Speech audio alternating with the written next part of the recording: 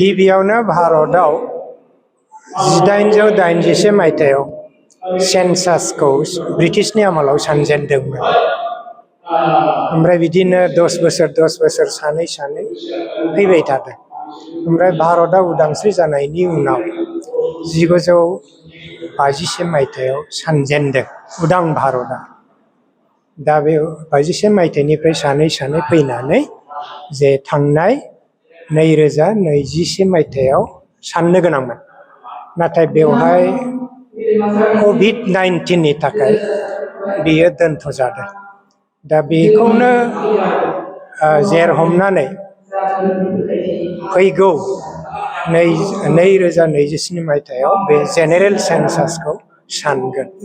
दा बे जेनेरेल सेन्सास साननायाव जिहेथु बबे जायगायाव बबे मानसि थायो, मा हारिनि मानसि थायो, मा रावनि मानसि थायो, आरो बे मानसिफ्रा मा मावो दाङो जायो, बिसोरनि आर्थिक अबस्था, शिक्षा दिक्षा साइस्थ' बायदिसिनाजों लोगोसे धोरोम, बिसोर मा धोरोम फालियो बेनिबो साननाय थागोन।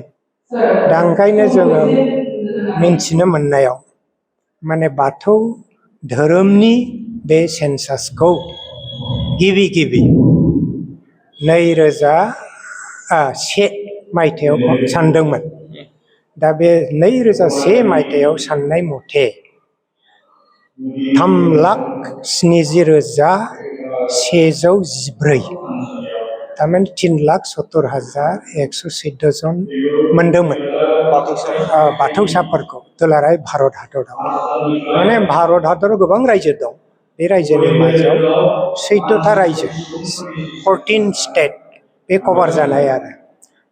दा बे कभार जानाया जेनेबा बबेबा जायगायाव गैयाबाबो बे साख्रि मावनो थाहैनाय, बा फालांगि मावनो थाहैनाय, बिसोरबो बिसोरनि हिसाबखौ होनानै बेसेबां जादों। ओमफ्राय 2011 मायथाइयाव आरो सानबावदों। दा बे साननायाव नाथाय जोंना बाथौनि अनजिमाया खमायनो थाखाय बेयो खमायदों बेसेबां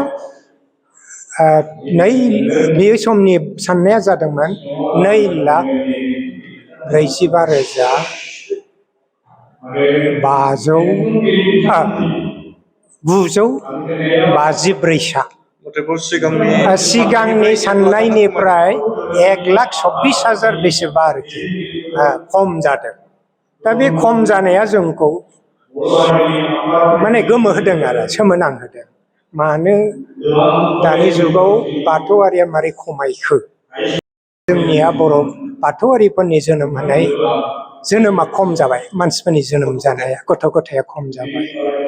ओमफ्राय गुबुन मोनसे जाहोना जाहैबाय जों बाथौआरिनिफ्राय गुबुन धोरोमाव बारस्लायलांबाय। आरो गुबुन मोनसेया जाहैबाय जों बाथौखौनो भारतनि माने हिन्दु धोरोमाथ' 1 नम्बर धोरोम नालाय, दा बे हिन्दु धोरोमजों हमफानानै सानो। माने बाथौखौ बिसोरो भारतआव हिन्दुनि दालाय होननानै सानफायो। दा बेफोर माखासे जाहोनफोरनि थाखाय आरो थैनायनि थाखायबो जानो हागौ, थैनाय रेटआबो गोबां जाबाय। बेफोरनि थाखाय हयथ' जोंनि बाथौआरिया खम जादों। दा ओंखायनो बे जोंखौ सानहोदों, सिन्था खालामदों। बेखायनो बे बाथ्राखौ जोङो दिनैनिल' नङा, बियो जों क'क्राझार बाथौ ट्रेडिसनेल एन्ड कालचारेल सेन्टार आरो दुलाराय बाथौ गौथुम क'क्राझार जिल्लाया बेखौ 2019 मायथाइयाव बेखौ सिन्था खालामदों। बेफोर तथ्य पातिखौ मोननानै जोङो सिन्था खालामदों, सिरियासलि सिन्था खालामदों। जों सानलायदों, सेमिनार लिंनानै रायलायलायदों, आरो बिदिनो एफा एनै मिथिं दावथिं, जिखुनु मिथिं दावथिङाव, आफादनि मिथिं दावथिङाव, धोरोमनि मिथिं दावथिङाव रायलायदों। दा COVID-19नि थाखाय बन्द जानायखाय बियो थाथ'बाय। माब्ला सानो बेखौ नेबाय। थेवब्लाबो जोङो बेवहाय सिन्था खालामबाय थादों।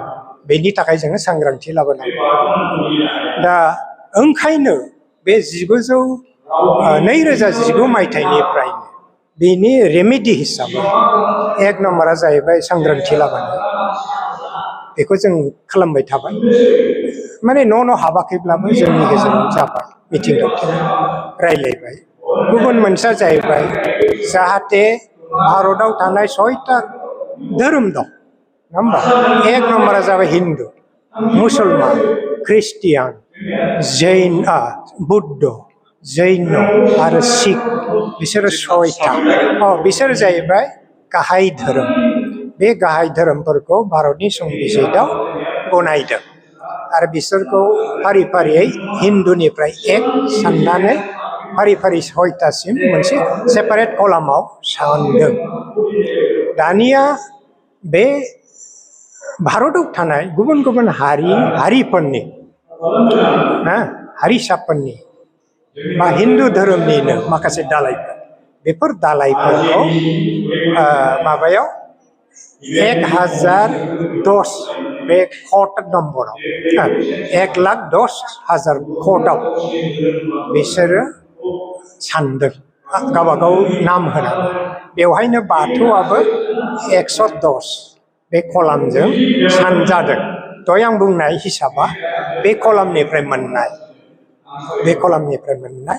दा ओंखायनो जों खावबो बेवहाय गोनो गोथो जायो जेथिया ओंखायनो सेपारेट बाथौनि थाखाय आलादा जेरै हिन्दुखौ होदों मुसलमानखौ होदों ख्रिस्टानखौ होदों जैनखौ होदों सिखखौ होदों बुद्धखौ होदों बेबायदिनो आलादा मोनसे सेपारेट कलाम होनानै सानोब्ला होमबा जोंनि बाथौनि हिसाबा रोखा जागोन बिनि थाखाय रेजिस्टार जेनेरेल अफ इन्डियानाव थांनाय जादों दरखास्त होनाय जादों गोबां बार लोगो हमदों आरो बे लोगो हमनायाव क'क्राझार जिल्ला दुलाराय बाथौ गौथुम आरो बाथौ ट्रेडिशनेल एन्ड कालचारेल सेन्टारनिफ्राय थान्दै दैथायहरनानै आर'जलाइ हैदों आरो उनाव दुलाराय बाथौ गौथुमनि दैदेनगिरिफोरखौबो लानानै जयैनो आर'जलाइ हैदों